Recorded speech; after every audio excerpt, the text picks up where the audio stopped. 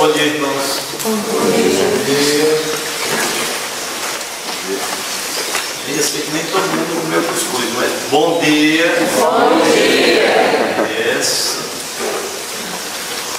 Vamos juntos ler esse texto aí, 1 Coríntios 5, 7, parte B. Vamos. Pois também Cristo, nosso Cordeiro Pascal, foi imolado. Vamos orar.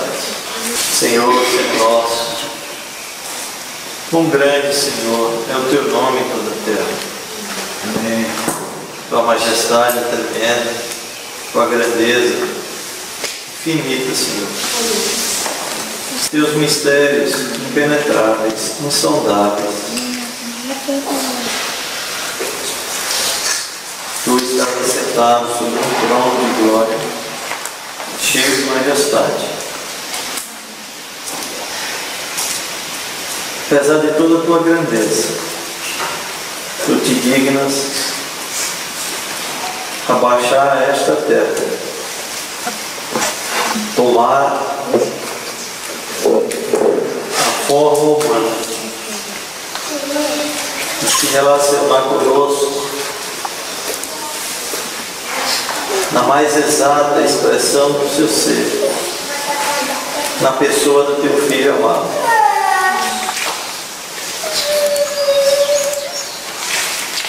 Ele, o nosso Cordeiro Pascal. Nosso coração, Senhor, cada vez que cantamos como agora, cada vez que lemos a Tua Palavra, e que ouvimos ou que vemos a obra do Teu Filho em nosso favor, o nosso coração se enche de gratidão. Ainda mais num dia como o de hoje. Foi nesse dia que Teu Filho ressuscitou. E a ressurreição dele é a razão da nossa justificação. Assim, Senhor, gratos, nós nos prostramos ante o Teu trono de graça e clamamos por graça, por misericórdia. Auxilia-nos, Senhor, nesse instante, abrindo o nosso entendimento para compreender aquilo que já está revelado, aquele mistério, Senhor, que esteve oculto, que se revelou. Precisamos entendê-lo com clareza. Abre os nossos olhos para ver a beleza que há em Cristo Jesus.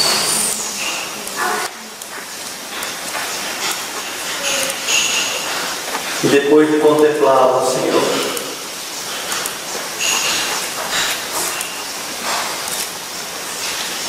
não temos outra reação senão prostrar-se aos Teus pés, humilhados, reconhecendo-se pecadores ao Senhor. E como Pedro dizer: retira-te de mim que sou um pecador. Ou como Isaías dizer: ai de mim. Ó Senhor, fala aos nossos corações. Quebranta-nos agora, Senhor. Renova todo o nosso ser, todas as nossas forças físicas, espirituais. Faz nesse instante um momento singular, ó Senhor, em que estamos nos preparando, ó Senhor, para celebrar a Santa Ceia. Que a Tua Palavra, Senhor, nos conduza à reflexão, ao exame introspectivo, e que Teu Espírito nos mostre com claridade, com clareza, o mal que há em nosso coração, onde temos errado, Senhor, mas também que esse mesmo Espírito nos capacite ao arrependimento, nos capacite a uma prática nova, uma prática consoante, Senhor, com a fé que provém de Ti, com arrependimento que provém de Ti. Concede-nos, Senhor, que essa palavra venha ferir os nossos corações, nos humilhar, nos envergonhar ante o quadro do Cristo crucificado. Mas também, Senhor, concede-nos que essa mesma palavra, diante desse mesmo quadro, infunda em nós a esperança de saber que nem tudo está perdido, que hoje pode ser dia de recomeço, porque é isso exatamente que a ceia nos promete, é essa promessa, essa esperança de libertação. Então, naquilo, Senhor, que estávamos andando escravizados, que pelo poder agora do Teu Espírito, exposto na Tua palavra, sejamos libertos, livres para Te servir sem nenhum impedimento e para servir aos nossos irmãos em completa comunhão. Em nome de Jesus, essa é a nossa oração. Amém. Irmãos, estamos na semana chamada Semana Santa, em que se celebra a Páscoa. E eu quero falar sobre isso. Cristo, nossa Páscoa. Por incrível que pareça, se perguntarmos em algumas igrejas o que é que significa Páscoa, é certo que os irmãos vão dizer que ela não significa coelhinho, vão dizer que ela não significa ovo de Páscoa, mas às vezes também não sabe dizer o que de fato ela significa. E o texto que nós lemos, ele mostra que Cristo é o nosso Cordeiro Pascal. Então, abram por favor suas Bíblias em Êxodo 12, e eu quero fazer agora uma retrospectiva de quando iniciou a Páscoa até chegarmos à celebração da Santa Ceia, para a gente entender o que de fato significa a Páscoa e se há razão ou não hoje para celebrarmos a Páscoa. Êxodo 12. Porque há algumas igrejas que no dia de hoje estão celebrando o culto da ressurreição, né? Será que há razão para isso?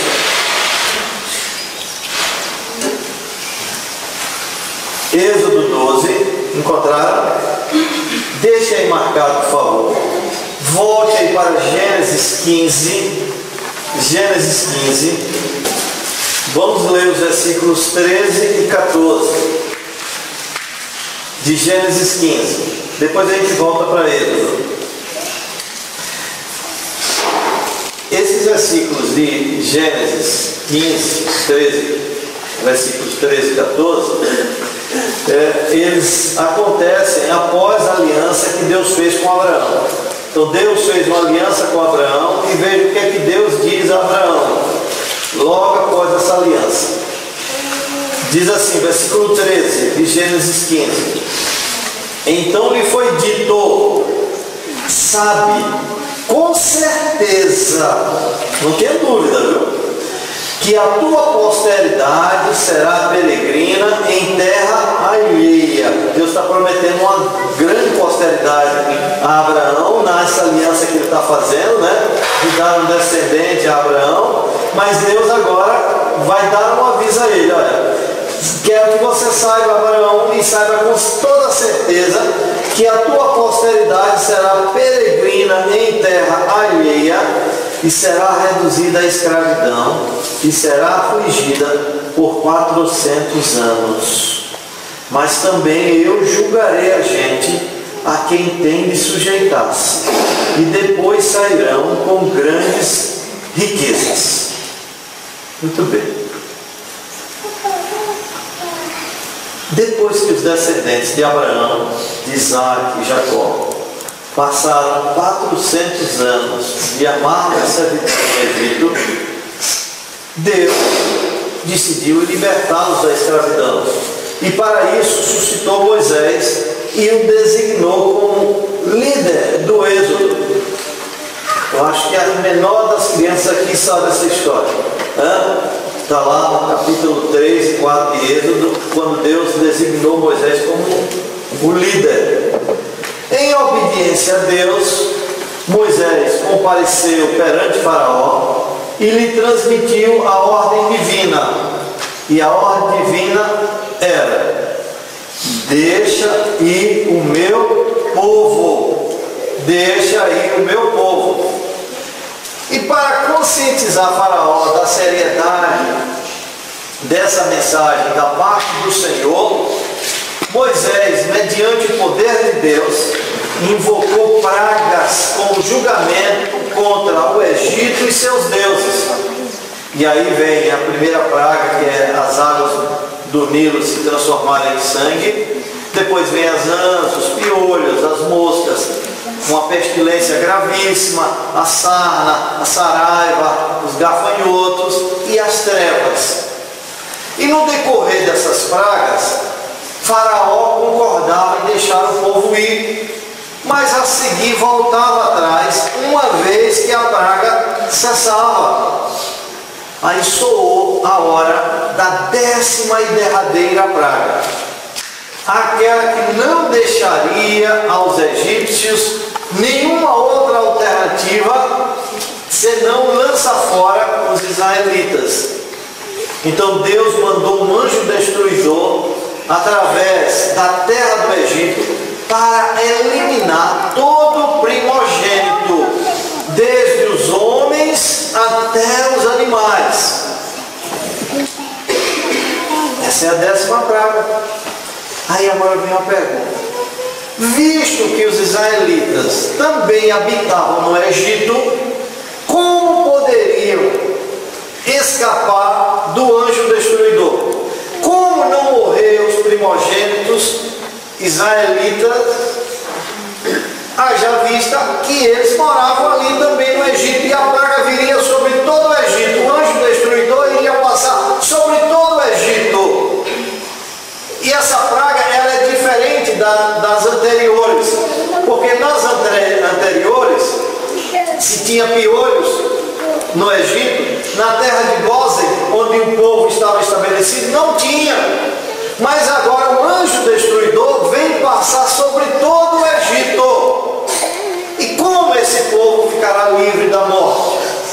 Aí o Senhor omitiu uma ordem específica ao seu povo. A obediência a essa ordem traria a proteção divina a cada família dos hebreus, com seus respectivos primogênitos. O que eles deviam fazer? Cada família tinha de tomar um cordeiro macho de 1 ano de idade, sem defeito, e sacrificá-lo ao entardecer do dia 14 do mês de Abibi. Veja bem, eles estão escravizados, trabalhando segunda, terça, quarta, quinta, sexta, sábado, domingo. Não havia descanso. Nessa escravidão, eles perderam a noção do tempo. Mas Deus quer dar um recomeço na vida daquele povo, trazendo libertação, não é? E a libertação ia começar a partir daquela última praga que Deus lançaria sobre o Egito, a morte dos primogênitos. Aí quando você chega no capítulo 12 de Êxodo, versículo 2, veja o que diz o texto.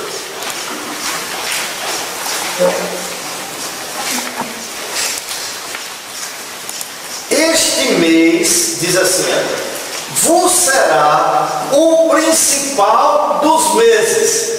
Olha que maravilha. Bom, aquele fato estava consagrando aquele mês para a vida do povo israelita como o principal dos meses. E será o primeiro mês do Então, esse mês de Abib, aqui para nós, ocorria entre os meses de março, meados de abril. Então Deus diz: olha, a partir de agora, esse será o primeiro mês para você. Um novo calendário foi estabelecido para aquele povo. E este será o principal mês, dada a importância daquele acontecimento. Está entendendo?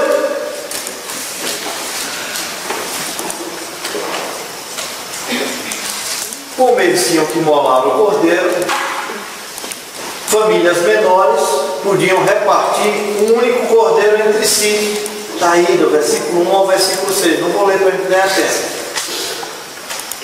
Mas havia uma coisa que eles deviam fazer. Parte do sangue do cordeiro sacrificado, os israelitas deviam colocar numa bacia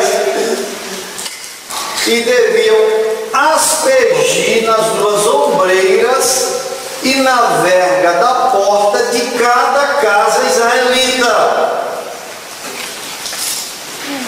Em cima, nas laterais. Certo? Aspergir no sangue. O sangue não poderia ser colocado no limiar, na parte de baixo da porta, para não ser pisado pelos homens. Quando o destruidor passasse por aquela terra, aonde ele visse o sangue, ele passaria por cima daquela casa.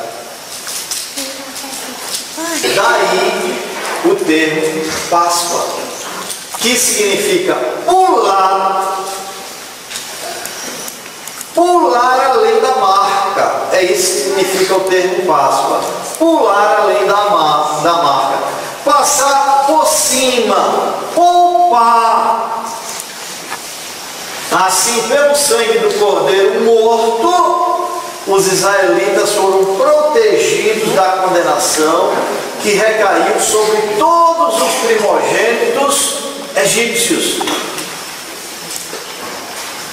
Aí vejam uma coisa, e aí eu faço uma pergunta: será que Deus ordenou o sinal do sangue porque ele não tivesse outra forma para distinguir entre os israelitas e os egípcios? Não. Deus ordenou o sinal do sangue porque ele queria ensinar ao seu povo a importância da obediência. Olha, coisa tão simples. Quer dizer que vem uma praga, um anjo destruidor, e eu vou ter que colocar esse sangue aqui na porta, e vai salvar o primogênito desta casa? Pois é, se ele não obedecesse, o anjo destruidor entraria naquela casa e mataria o primogênito. Então Deus está querendo ensinar ao seu povo a obediência à sua palavra, por mais simples que pareça o remédio. Mas também, e acima de tudo, Deus queria ensinar a redenção pelo sangue. Deus queria ensinar aquele povo que a redenção é pelo sangue. Ao fazer isso, preste bem atenção à pedagogia de Deus. Ao fazer isso, Deus estava preparando aquele povo para o advento do Cordeiro de Deus, que séculos mais tarde tiraria o pecado do mundo. Então a Páscoa, estabelecida ali no Egito, ela apontava para o sacrifício vicário de Cristo. Daí, olha, Cristo ser o nosso Cordeiro Pascal. Naquela noite específica, os israelitas deviam estar vestidos e preparados para viajar. Eles iam sair do Egito. A ordem recebida era para assar o cordeiro e não fervê-lo. Por que assar o cordeiro e não fervê-lo? Porque Cristo na cruz foi o cordeiro assado no fogo da ira de Deus. Porque se não fosse assim, não representaria o cordeiro pascal. Também deviam preparar ervas amargas e pães sem fermento. Está aí Êxodo 12, versículos 8 e 9. Ao anoitecer, eles estariam prontos para a refeição ordenada e para partir apressadamente do Egito. E nesse momento, ao anoitecer, os egípcios iam se aproximar e rogar que eles deixassem o Egito. E tudo aconteceu conforme o Senhor dissera 400 anos atrás a Abraão. Foi ou não foi? Aí veja o que acontece. Ali foi estabelecida a primeira Páscoa. Mas Deus disse ao povo que a partir daquele momento da história, o povo de Deus ia celebrar a Páscoa no mês de Abib. Então, vamos aqui para nós. Vamos fazer o comparativo, fica mais fácil. Qual é o nosso primeiro mês? Janeiro. Vamos considerar esse mês mais importante para a nossa vida. Então, para a vida daquele povo israelita, todo mês de Abib, por isso é que a gente comemora a Páscoa dentro de uma tradição cristã nesse período, porque há uma semelhança com o período lá, né, de meados de março, meados de abril, certo? Que no calendário litúrgico aí da Igreja Católica, né, que foi conservado, se celebra a Páscoa, né? Quando eu digo nós, Deus, né? Muito bem. Então, a partir daquele momento da história, o povo de Deus ia celebrar a Páscoa no mês de Abib, obedecendo às instruções divinas de que aquela celebração seria estatuto perpétuo. Deus estabeleceu, olha, de agora em diante, todo mês de Abib vocês vão celebrar. E isto é para estatuto perpétuo. Está aí no versículo 14, de Êxodo 12. Alguém lê, por favor. Este dia vos será por memorial, e o celebrareis como solenidade ao Senhor. Nas vossas gerações vos celebrareis por estatuto perpétuo. Nas vossas gerações, esse dia vos será por memorial. Portanto, em obediência à palavra de Deus, antes da construção do templo, em cada Páscoa, os israelitas reuniam-se segundo suas famílias, sacrificavam um cordeiro, retiravam todos os fermentos, ou todo o fermento de suas casas e comiam ervas amargas. E aí o mais importante, recontavam a história de como seus ancestrais experimentaram o êxodo milagroso na terra do Egito e a sua libertação da escravidão de Faraó. Entendeu? Entendeu aí como é? Naquele mês específico eles celebravam a Páscoa. E o auge, qual era o auge dessa celebração da Páscoa? O recontar a história de como seus ancestrais experimentaram o êxodo milagroso na terra do Egito e a sua libertação da escravidão de Faraó. Assim, de geração em geração, o povo hebreu relembrava a redenção divina e seu livramento do Egito. Aí agora escuta.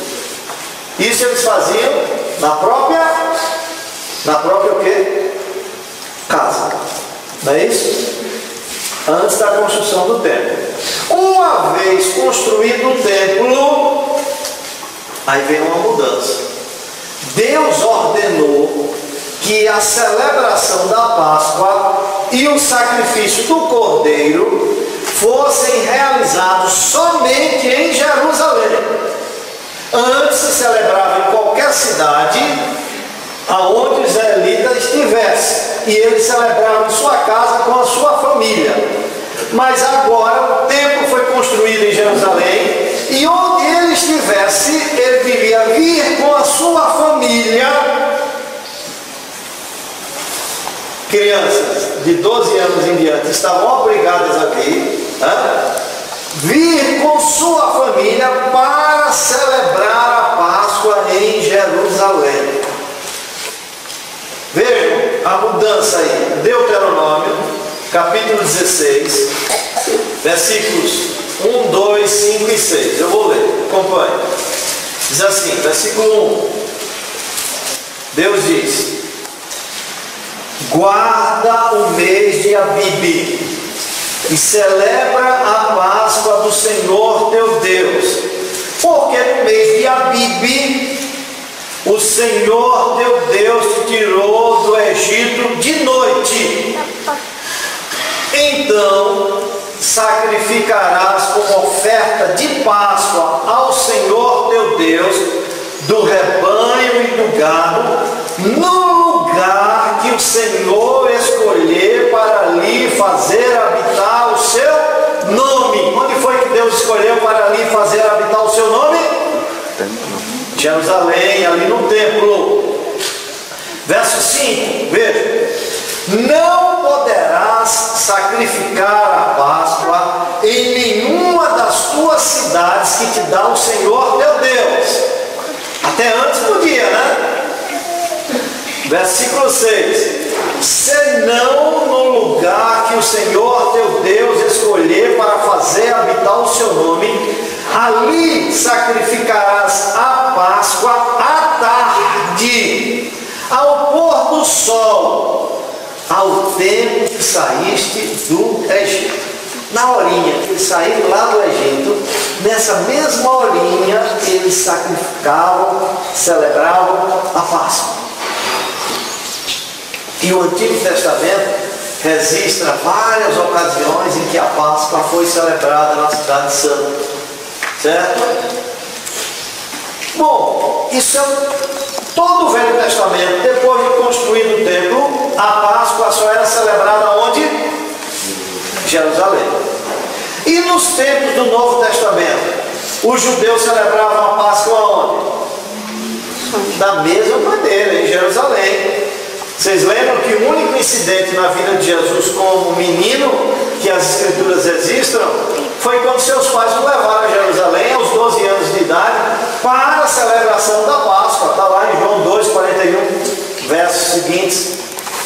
Posteriormente, a partir dos 12 anos, Jesus ia cada ano a Jerusalém para participar da Páscoa. Você vê isso lá em João 2,13, Evangelho de João 2,13. Depois de 12 anos, todo ano ele ia, certo? Aí agora eu faço uma pergunta. A última ceia que Jesus participou com seus discípulos em Jerusalém, um pouco antes da cruz, foi uma refeição de quê? De Páscoa. Uma refeição de Páscoa. Até aquele momento, ele, como judeu, está celebrando a Páscoa. Abra Mateus 26, aí, por favor. Versículos 17 e 18.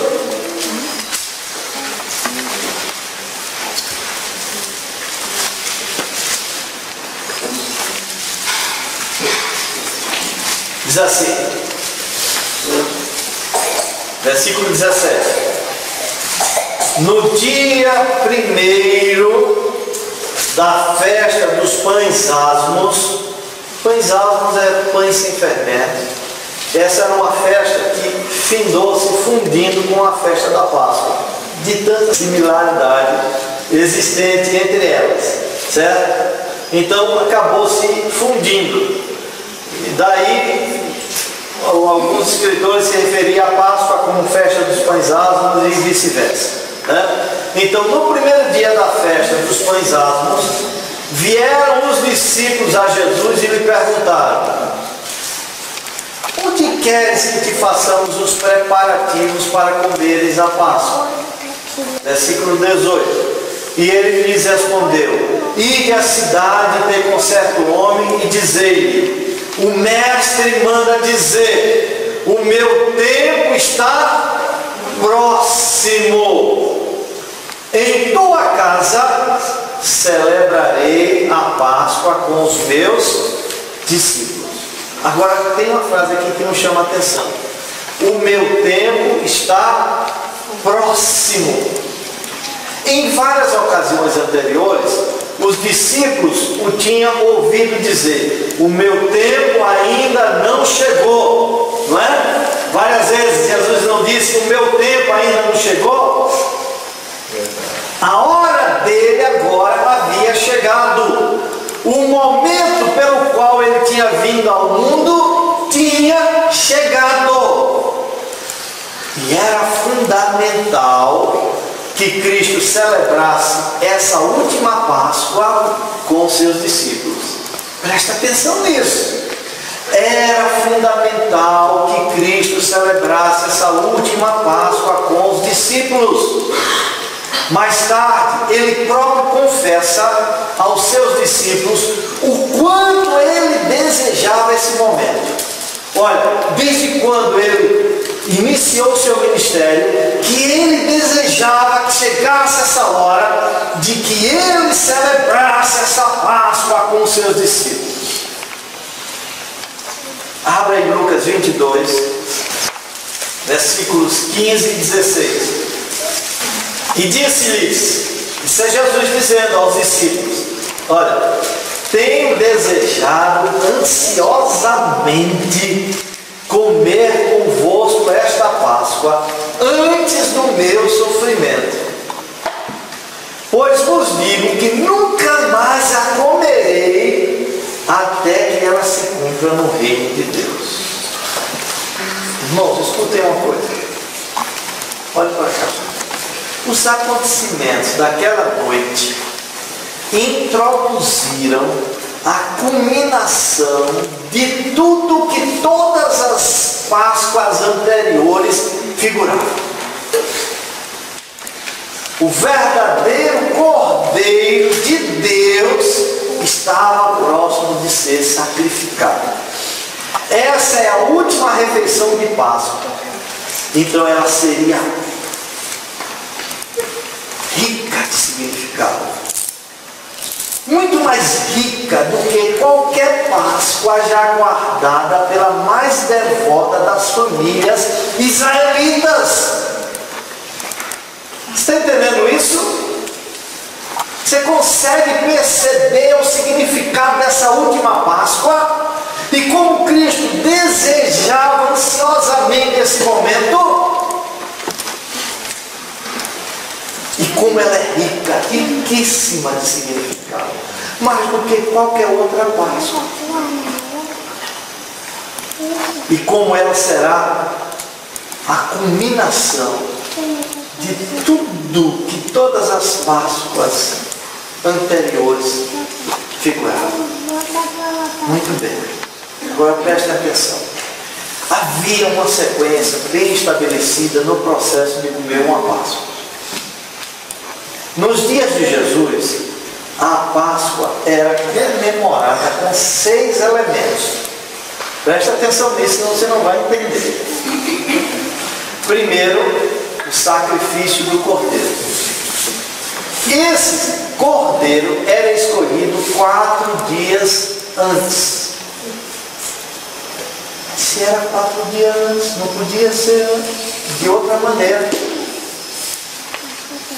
E os discípulos chegam em cima da hora e dizem: Senhor, onde quer que preparemos todas as coisas para a celebração da Páscoa? O que se pressupõe, meus irmãos, é que Cristo já tinha escolhido o cordeiro.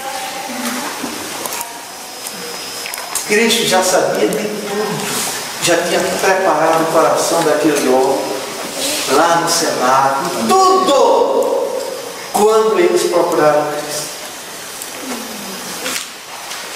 quem desejava comer essa Páscoa não eram os discípulos. Quem desejava comer com eles era Cristo. Então, o sacrifício do cordeiro devia acontecer dessa maneira. Ele era escolhido 4 dias antes da festa. Devia ser um cordeiro de 1 ano, sem defeito ou mancha. Esse é o primeiro elemento. Sem cordeiro não havia Páscoa, havia? Mas também na Páscoa havia os pães asmos, pães sem fermento, porque ele era o simbolismo tanto da provisão divina, Deus é quem proveu o pão, como do pecado que os israelitas tinham deixado para trás ali no Egito. E você sabe que o fermento é símbolo do pecado na Bíblia. Um pouco de fermento levando toda a massa, né? Certo? Então você já tem 2 elementos. Quais são os 2 elementos aí? O cordeiro e os pães asmos. Mas você tinha um terceiro elemento, que era uma taça de água salgada. E essa água salgada na celebração da Páscoa, você sabe que é todo um memorial aí, né? Servia para relembrar as lágrimas derramadas no Egito, como também as águas salgadas do Mar Vermelho que os israelitas atravessaram de pés enxutos. Então você tem quantos elementos? 3. Aí você tinha mais um elemento, que eram as várias ervas amargas, para recordar a amargura da escravidão no Egito. Mas você tinha um 5º elemento nessa celebração da Páscoa: uma massa feita de maçã, 4 frutas: maçã, romã, tâmara e nozes. Fazia aquela massa, onde eles molhavam o pão, molhavam a carne naquela massa, para recordar o barro que usavam no Egito para fazer tijolos. E também eles colocavam pedaços de canela numa sopa, para lembrar a palha que eles usavam para secar e queimar os tijolos. Então, você tem 5 elementos aí. Falta o 6º, que é o principal. Por fim, a celebração da Páscoa lá, eles tinham 4 cálices de vinho. 4 cálices de vinho. Para recordar as 4 promessas registradas em Êxodo, capítulo 6, versículos 6 e 7, parte A. Vamos ler, para vocês verem essas 4 promessas. Versículo 17, 24 só a parte B, eu quero mostrar. Versículo 17, e tomando o quê? Um cálice, não é um cálice, um cálice. Um de quanto? Um de 4. E tomando um cálice, havendo dado graças, disse: recebei e reparti entre vós. É aquele cálice comum, cada um ia tomando um gole. Receba e vá dando para os demais, né? Aí o que acontece nessa hora desse cálice? Versículo 24, parte B. Suscitaram também entre si uma discussão sobre qual deles parecia ser o maior. Dá para ter uma ideia de um negócio desse? Nesse momento crucial, tão importante, na última celebração, eles estão discutindo entre si quem é o maior. Qual é a reação de Jesus nessa hora? Vamos lá para João 13, versículos 4 e 5. Diz: levantou-se da ceia, Jesus se levantou ali da ceia, tirou a vestimenta de cima E tomando uma toalha, cingiu-se com ela. Desceu a roupa aqui, se cingiu aqui com a toalha. Ele não tirou toda a roupa, só uma parte de cima. Depois deitou água na bacia e passou a lavar os pés aos discípulos e a enxugá-los com a toalha com que estava cingido. Muito bem. Veja só. Contexto daquela época para quem não entendeu. Quando alguém fazia uma festa em casa, que ali é uma festa que ele está fazendo, não está fazendo uma festa dos discípulos, não está fazendo uma celebração. Quando alguém fazia uma festa em casa, se ele era uma pessoa que tinha condições, ele tinha escravos. Então, ele colocava o escravo na porta da casa com a bacia e com a toalha. E todos os convidados que chegavam, eles andavam de sandálias, com aquelas tiras de couro, aquelas ruas empoeiradas ali da Palestina, aqueles pés pretos, sujos. Então todos os convidados que chegavam, o escravo estava ali, limpava os seus pés, lavava, enxugava com a toalha, e eles se sentavam ou em esteiras ou no chão, mas o chão era forrado com tapetes ou esteiras. E com divãs bem baixinhos, aonde eles se recostavam, e colocavam os pés para trás, dada a impureza dos pés. Para o oriental, os pés eram impuros, era uma ofensa à dignidade. Por isso você vê aí em algumas cenas lá no Oriente, que quando eles querem ofender alguém, eles tiram o sapato e jogam naquela pessoa, dada a indignidade dos pés, da sujeira que os pés absorvem. Se você olhar a história da mulher que foi lá para a casa do fariseu Simão, você vai ver que ela estava atrás dos pés de Jesus, porque eles comiam com as pernas assim para trás.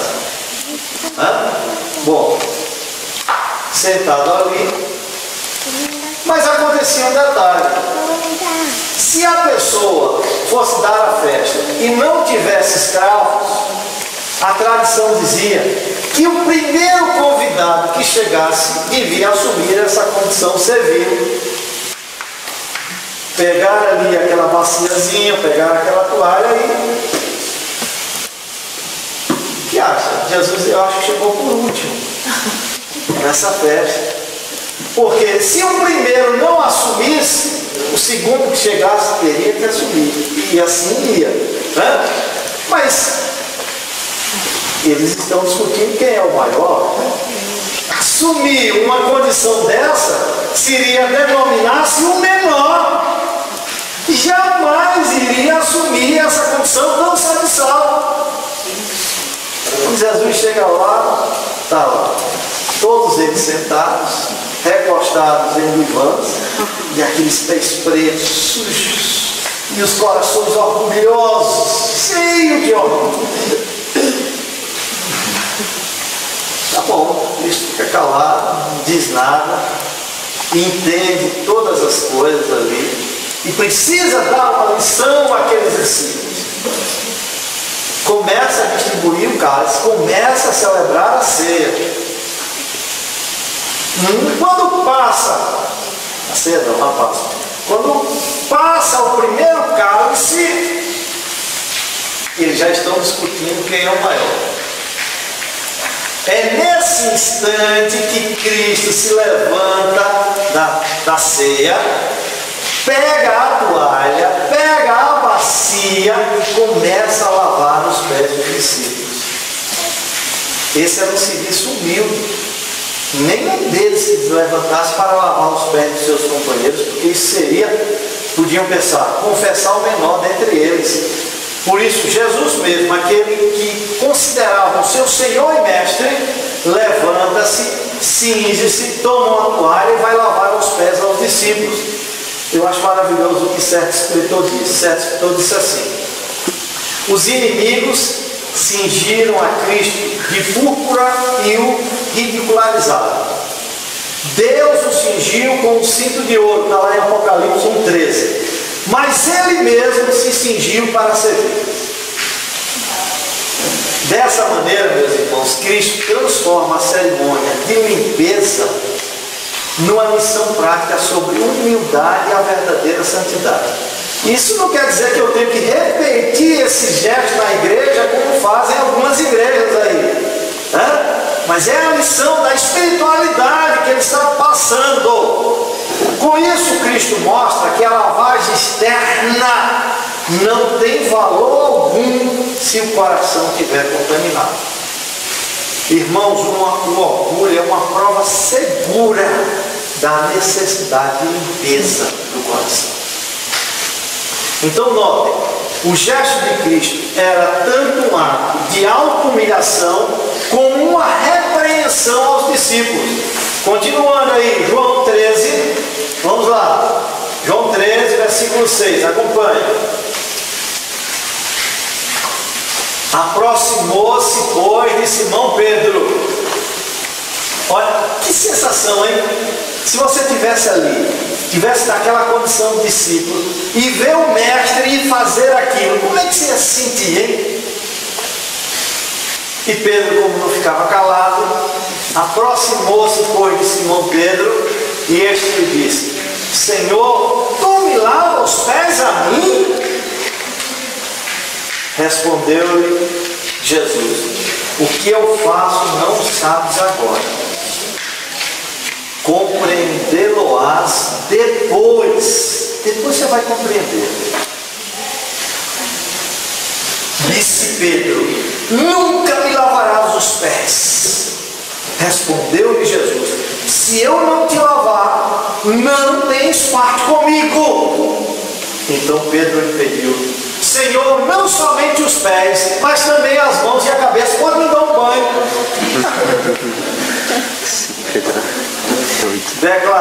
Declarou-lhe Jesus: quem já se banhou, você está limpo, Pedro, pelo Espírito Santo. Não necessita de lavar senão os pés. Você precisa apenas trabalhar o seu orgulho, Pedro. Quanto ao mais, está todo limpo. Ora, vós estáis limpos, mas não todos.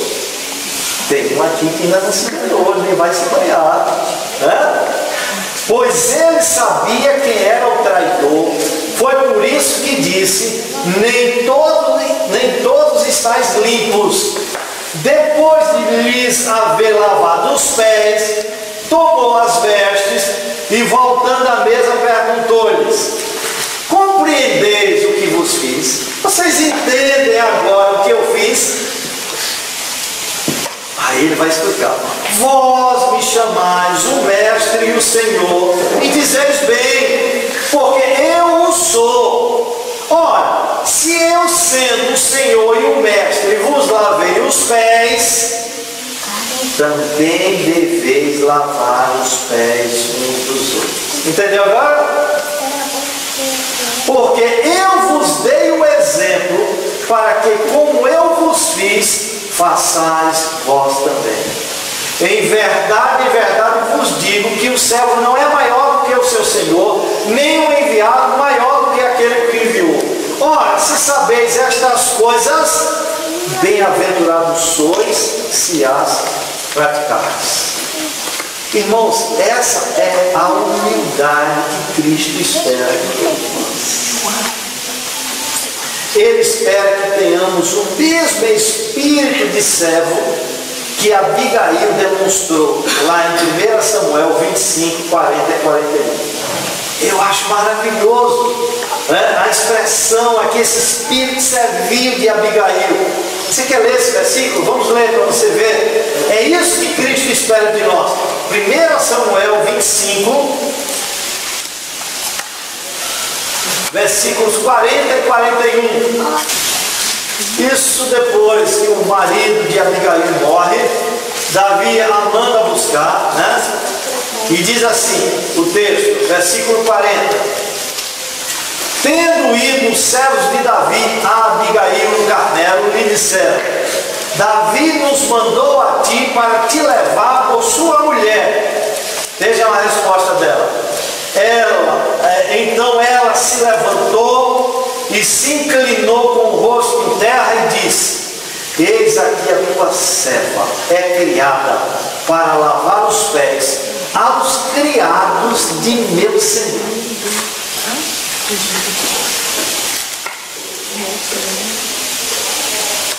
Porque se dissesse assim, qualquer um daqueles discípulos, vocês têm que lavar os pés do mestre, eu acho que não teria dificuldade nenhuma em lavar os pés de Jesus. Teria? A dificuldade era lavar os pés uns dos outros. E a Abigail aqui expressa essa verdade. Eis aqui a tua serva, não apenas para lavar os teus pés, mas para lavar os pés dos criados de teu Senhor. É esse espírito de servir que Cristo espera de nós, e é isso que Ele está nos ensinando nesse instante. Muito bem, quantos casos passou aí? Tem? Só um. Eu falei no plural e confundi vocês. Então, para ver se vocês estão atentos. Só um. Em seguida, aí agora Cristo voltou para a mesa, deu aquela lição ali aos discípulos. Aí é passado o segundo cálice. Esse segundo cálice era seguido das ervas amargas e da massa feita de maçã, romã, tâmara e nozes. Era nesse momento do segundo cálice que o cabeça da casa, nesse caso aqui é Jesus, explicava o significado da Páscoa. Aí Cristo foi contar toda a história lá da libertação do Egito. Quer ver? Veja, volte aí para Êxodo 12, para você entender isso. Êxodo 12, versículos 26 e 27. 27 só a parte A. Quando Deus estabeleceu a Páscoa, veja o propósito de difundir essa mensagem. 12, 26, diz assim: quando vossos filhos vos perguntarem, que rito é este? Então, quando eles vissem aquela massa, aquele cordeiro, aquela sopa com a canela em cima, aqueles cálices, tudo mais, e aquela criança perguntasse: que rito é esse? O que é isso? Aí, versículo 27, respondereis: é o sacrifício da Páscoa ao Senhor, que passou por cima das casas dos filhos de Israel no Egito, quando feriu os egípcios e livrou as nossas casas. E ali toda a história era recontada. Agora escutem só.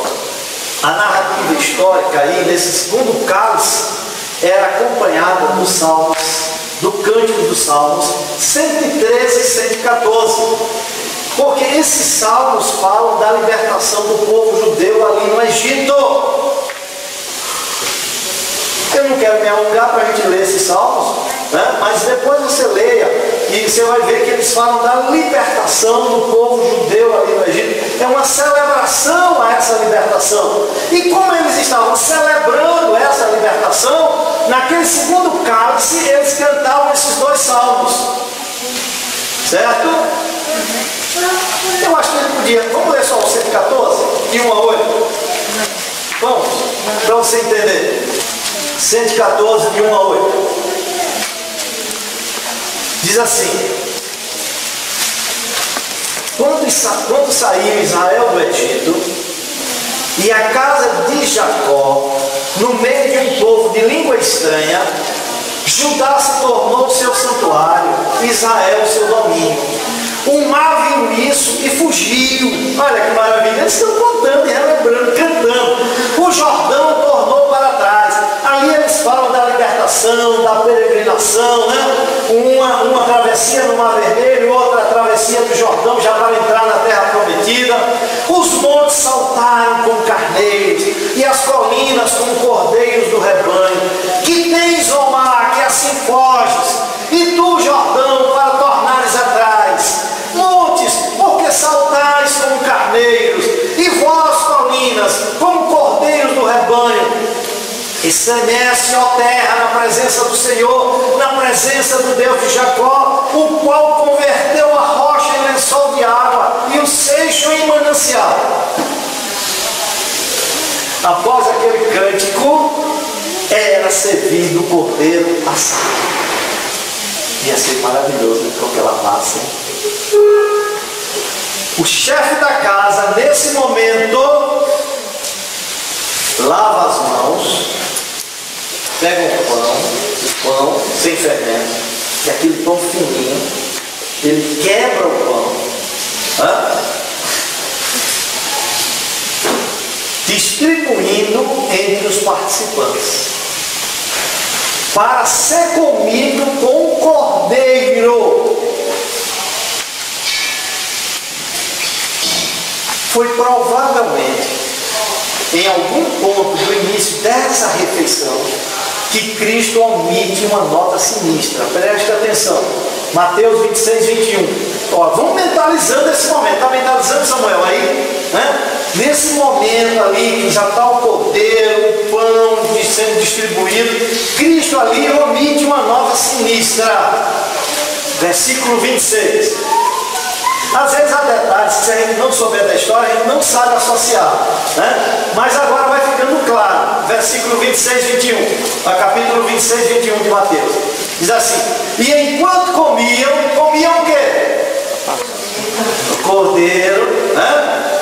Declarou Jesus: em verdade vos digo que um dentre vós me trairá. Olha, naquele momento Jesus vai impactar todos eles com essa notícia. Jesus sabia que era o traidor, tinha até lavado os pés dele, né? Jesus, lá em João, Jesus diz assim: há descrentes entre vós. Pois Jesus sabia desde o princípio aqueles que não criam e quem o havia de trair. E ele estava se referindo a quem?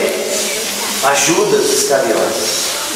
Anteriormente, preste bem atenção, anteriormente, várias vezes, Cristo havia predito sua morte. Quando foi? Mas essa é a primeira vez que ele fala sobre ser traído por um dos discípulos. Ele nunca tinha falado isso. Essa é a primeira vez. Agora percebam a reação dos discípulos. Mateus 26, versículo 22.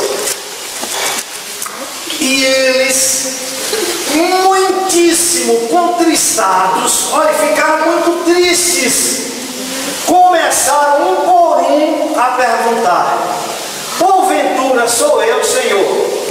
Aí um perguntava: sou eu, Senhor? Sou eu, Senhor? Sou eu, Senhor? Vejam a resposta de Cristo, versículos 23 e 24. E ele respondeu: o que mete comigo a mão no prato, esse me trairá. Não disse nada, estavam todos comendo com ele, né? O Filho do Homem vai como está escrito ao seu respeito. Isso é parte do plano soberano de Deus. Mas ai daquele por intermédio de quem o Filho do Homem está sendo traído. Ele está dizendo essas palavras ali: melhor lhe fora não haver nascido. Isso é responsabilidade humana. Melhor lhe fora não haver nascido. Aí, mantendo o disfarce, vejam o que Judas diz nessa hora. 25. Então Judas, que o traía, que já o traía, que já estava em comum acordo lá com o Sinédrio, né? Perguntou: acaso sou eu, mestre? Olha, por acaso sou eu, mestre? Em outras palavras, disse assim: não sou eu, não é, mestre?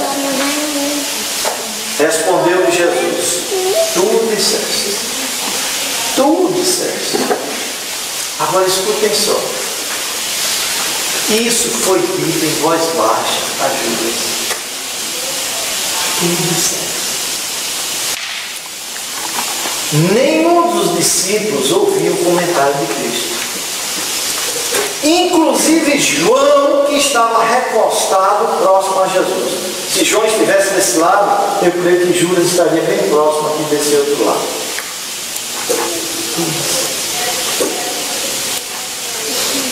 Vamos lá para João 13 para você ver essa cena.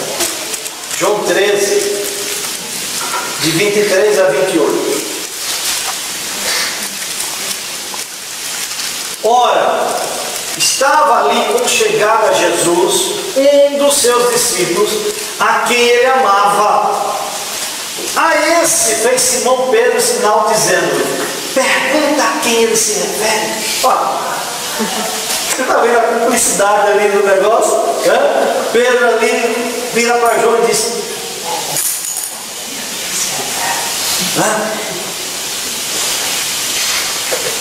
então aquele discípulo, reclinando-se sobre o peito de Jesus, perguntou-lhe: Senhor, quem é? Ele se deitou no peito de Jesus, não foi? Não. Tem essa cena que é assim. Quando diz que ele se recostou no peito, lembre-se que eles estão sentados no chão, recostados em almofadas, e ele só fez inclinar um pouco a cabeça assim, e na direção do peito de Jesus. E aí ele perguntou: Senhor, quem é? Entendeu?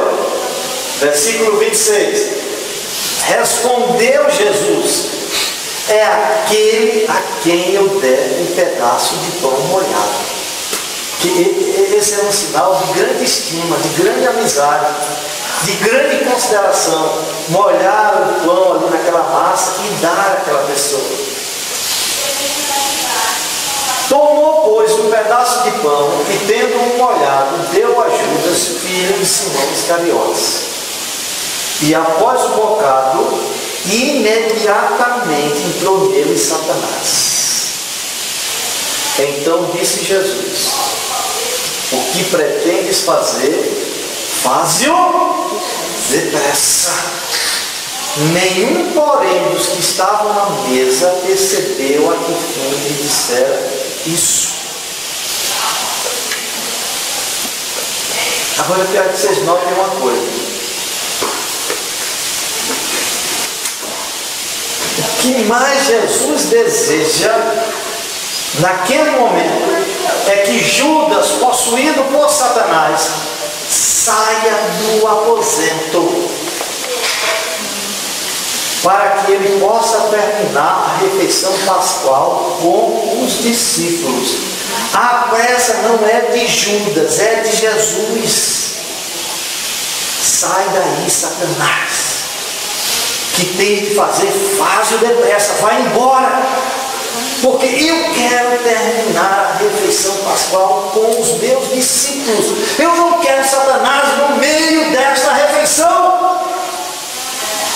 Assim Judas fez.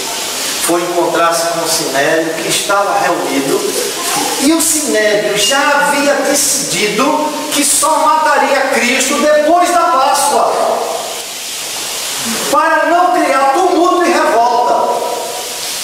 Veja Mateus 26, 3 e 5. Diz como Deus trabalha, né? Mateus 26, 3 e 5. Então, os principais sacerdotes e os anciãos do povo se reuniram no palácio do sumo sacerdote chamado Caifás e deliberaram prender Jesus à traição e matá-lo. Mas diziam: não durante a festa da Páscoa, para que não haja tumulto. Porque naquela festa não ia menos do que 2 milhões de judeus ali para Jerusalém. Uma cidade de 150 mil habitantes, no máximo 200 mil, naquele período recebia de 2 milhões a 3 milhões de pessoas ali. Porque judeu de todo lugar do mundo ia para aquela festa. Essa era a principal festa. Havia 3 festas: a Páscoa, os tabernáculos e o Pentecostes, que os judeus era obrigatório ir 3 vezes ao ano. Mas se ele não pudesse ir, 2 festas ainda seriam dispensáveis. Mas a da Páscoa, de maneira nenhuma, ele tinha que ir. Então o fluxo de gente era muito grande naquela festa, certo? Então eles deliberaram fazer o quê? Pegar Cristo, a traição, matá-lo, mas não durante o quê? A Páscoa. Esse era o plano do homem. Mas Deus tem um calendário que não pode deixar de ser cumprido. E aqueles acontecimentos ali no cenáculo selaram a decisão de Judas para atrair Jesus naquela mesma noite. Entendeu isso? Vejam o que diz João 13, versículo 30 e 31. Ele, tendo recebido o bocado, saiu logo. E era noite. Quando ele saiu, disse Jesus. Escute só. Quando ele saiu, disse Jesus: agora foi glorificado o Filho do Homem, e Deus foi glorificado nele. Agora, ele repete, foi glorificado o Filho do Homem. Meus irmãos, presta atenção nisso, por favor. Aqui se inicia o processo de glorificação de Cristo. Nós costumamos pensar que a glorificação de Cristo aconteceu somente na ressurreição, na ascensão, na entronização à destra do Pai. Nunca no seu sofrimento final. Porque é difícil realmente entender como essa glorificação se deu ali na cruz, se ele estava sendo amaldiçoado. Irmãos, a traição de Judas tinha um propósito específico: conduzir Cristo à morte de cruz. A morte de Cristo, por sua vez, foi acompanhada de muitos acontecimentos maravilhosos e surpreendentes, como as trevas, o terremoto, o fender das rochas, o rasgar do véu do templo e coisas semelhantes. Portanto, a saída de Judas do local da ceia para executar a traição precipitou todos esses acontecimentos. É dessa forma que a traição inicia a glorificação de Cristo. Mas também Deus foi glorificado em Cristo. Ele não diz isso, né? Porque no meio dessas coisas, os propósitos de Deus foram cumpridos. Suas transações pactuais se efetuaram. Sua lei e justiça foram satisfeitas. E a salvação do seu povo foi completada. Desse modo que o Pai também é glorificado. Nesse instante é passado o terceiro cálice. Repassado o terceiro cálice. Provavelmente acompanhado dos cânticos dos Salmos 115 e 117.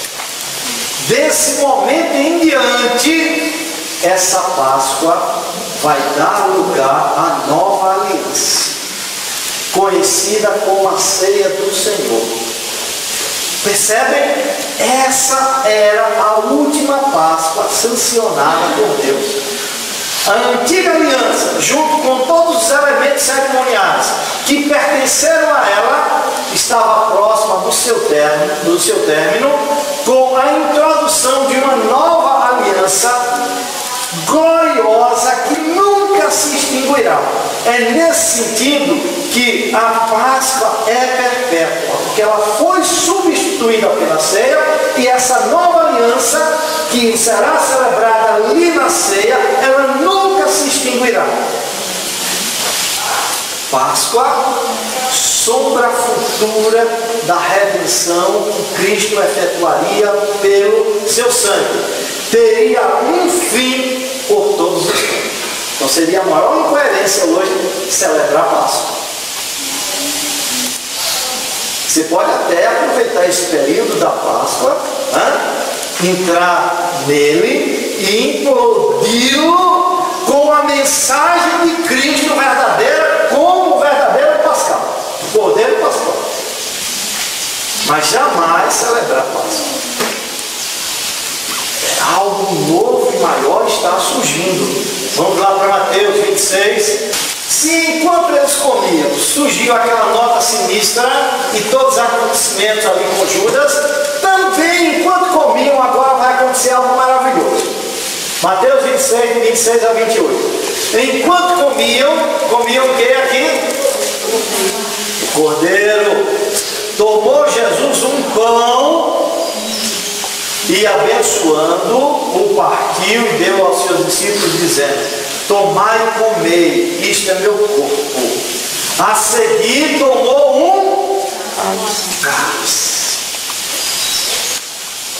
e, tendo dado graças, o deu aos discípulos, dizendo: bebei dele todos, porque isto é o meu sangue, o sangue da nova aliança, derramado em favor de muitos para a remissão do pecado.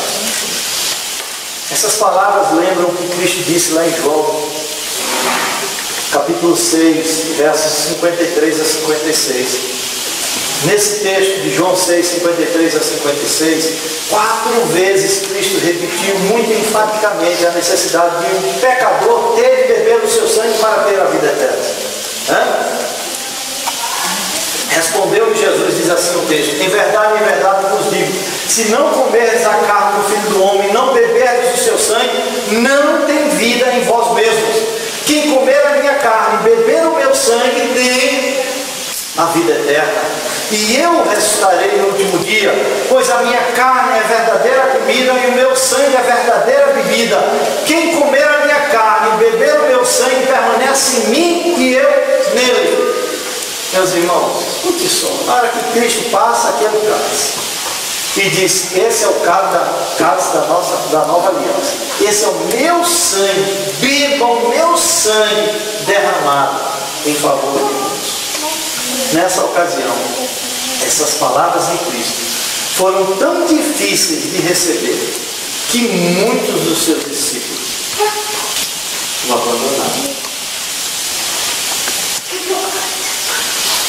Quando ele disse essas palavras de João 6, 53 a 56. Ele tinha mais do que 5.000 pessoas ali, só ficaram 12. Quando ele disse essas palavras de João, falando em beber do seu sangue. Agora lá, junto com os discípulos, não seria diferente. E ainda é mais duro, porque o versículo 27 diz: a seguir tomou um cálice, tendo dado graças, e deu aos discípulos, dizendo: bebei dele todos, porque isto é o meu sangue. E tendo dado graças, deu aos discípulos, dizendo: bebei dele todos, porque isto é o meu sangue, o sangue da nova aliança, derramado em favor de muitos para a remissão do pecado. As palavras de Cristo causaram um impacto muito grande ali naqueles discípulos. Muito mais do que quando afirmou que o pão era seu corpo. Irmãos, não havia na mente judaica nenhuma prática mais repulsiva e repugnante que a ingestão de sangue de qualquer tipo. A lei cerimonial do Velho Testamento proibia estritamente comer e beber qualquer tipo de sangue. Está lá em Levítico 17, 14, pena de morte para quem fazia isso. O fato de Cristo dizer: este é o sangue da nova aliança, isso é significativo, porque o derramamento de sangue era aspecto vital de confirmação de qualquer aliança. Portanto, quando Cristo diz: isto é o meu sangue, sangue da nova aliança, derramado em favor de muitos para a remissão de pecados, ele estava estabelecendo na mente dos discípulos o significado teológico de sua morte. Ele queria que eles entendessem que quando o vissem sangrando e morrendo nas mãos dos soldados romanos, ele queria que eles entendessem que ele não estava sendo uma vítima infeliz de homens ímpios, mas que estava soberanamente cumprindo seu papel como cordeiro pascal, que tira o pecado do mundo. Então ele fez desse cálice uma lembrança perpétua da sua aliança para todos os crentes em todos os tempos. Assim, meus irmãos, quando a celebração da Páscoa chega ao fim, é repassado o quarto cálice. E vejam o que Jesus diz aí agora nessa hora, Mateus 26, 29 e 30. E digo-vos que desta hora em diante não beberei deste fruto da videira, até aquele dia em que eu hei de beber de novo convosco no reino de meu Pai. E tendo cantado um hino, o último hino, você sabe aqui qual foi esse último hino? O Salmo 118. Saíram para o Monte das Oliveiras. A gente precisa ver que o último hino foi esse que eles cantaram. Vamos ver Salmo 118? Vamos ver só os versículos 21 e 24, que é um resumo. Vejam o que eles estão cantando naquele último instante da celebração da Páscoa. Dali eles saem já para onde? Para o Monte das Oliveiras, onde Cristo será preso, em seguida crucificado, julgado e crucificado.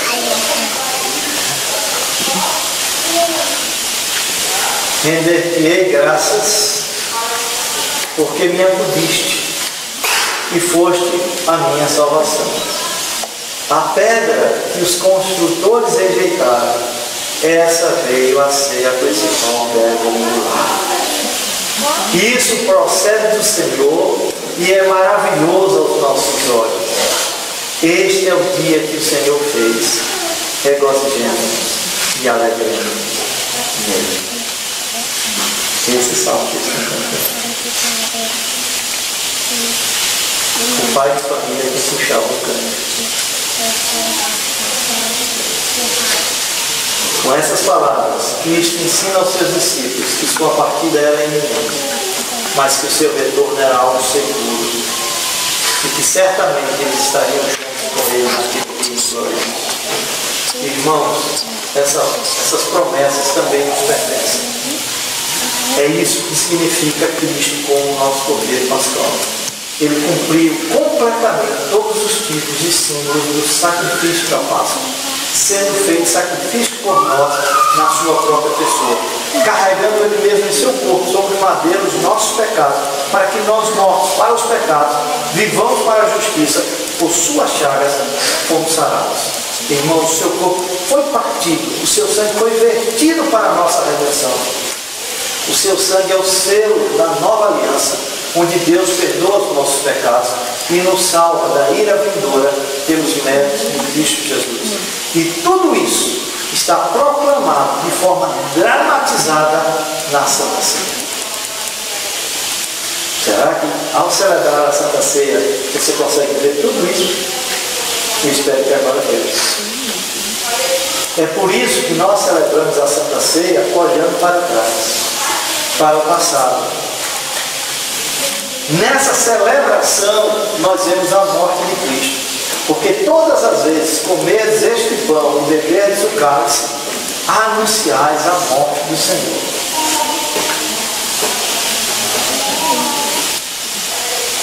Com esse entendimento você vai olhar para a mesa, vai celebrar, pois aqui, nesta mesa, está o simbolismo da fundamentação da sua salvação.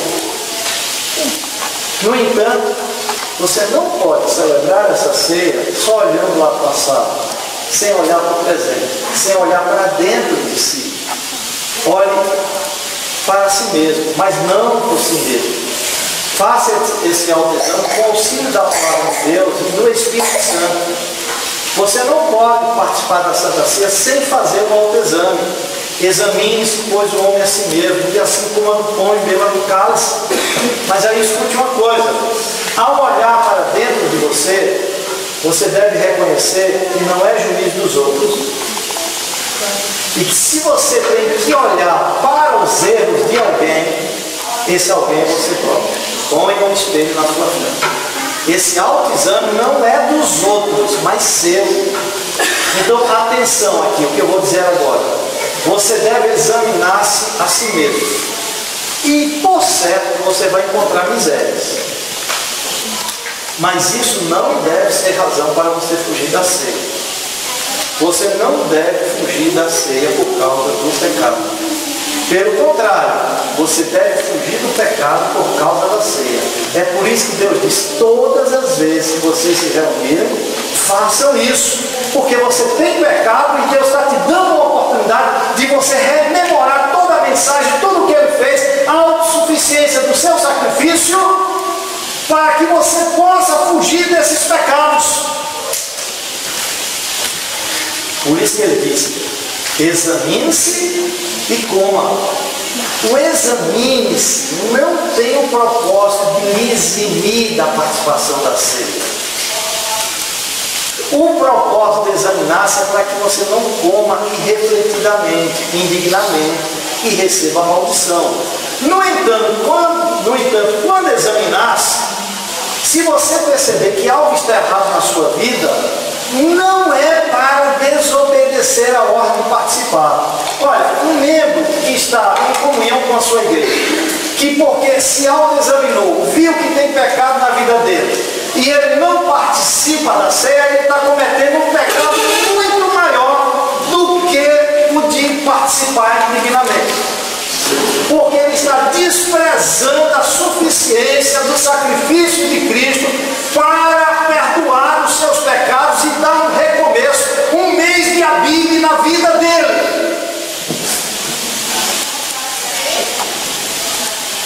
Desprezar, dizer não quero. Olha, dá uma aparência de espiritualidade. Eu não quero, eu sou hipócrita. Não hipócrita. É para comer. Agora, primeiro se autoexamine, viu o erro, arrependa-se, creia nesse Cordeiro Pascal que morreu por você. O sangue dele é suficiente para perdoar os seus pecados. Será que você vai preferir sair daqui com o pecado e desprezar o banquete celestial e ainda quer sair daqui com a esperança que vai participar desse banquete lá nos céus? Muita cara de pau. É comer ou comer. Você não tem opção.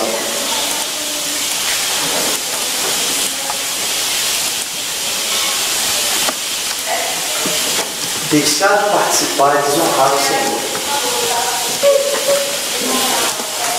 A ordem é examine-se. Descobrir que tem pecado, vem o arrependimento. Peça a Deus que lhe dê graça, que lhe dê arrependimento.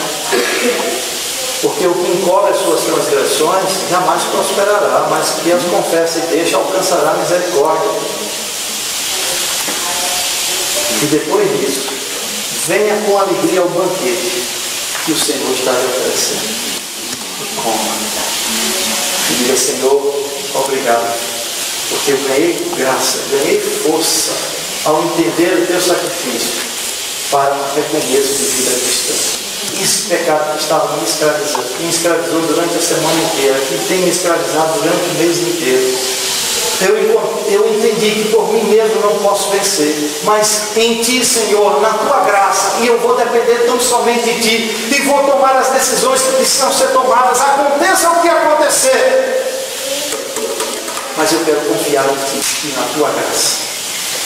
E assim eu vou comer. E é dessa maneira que você come dignamente, ao reconhecer a sua indignidade, ao reconhecer que você não é digno, que ninguém é idôneo para participar da ceia por si mesmo, mas tão somente confiando na graça do Senhor. Nunca deixe, se você está em comunhão com a sua igreja, nunca deixe de participar. É a graça de Deus que oferecemos. A gente diz: é meio de graça, é meio de graça o sacramento, é meio de graça os elementos de culto, é meio de graça a oração, é meio de graça a exposição da palavra. E o meio de graça se manifesta dessa maneira, quando Ele te dá a oportunidade de você entender e de confiar em tudo aquilo que Ele fez. Que Deus nos abençoe. Amém.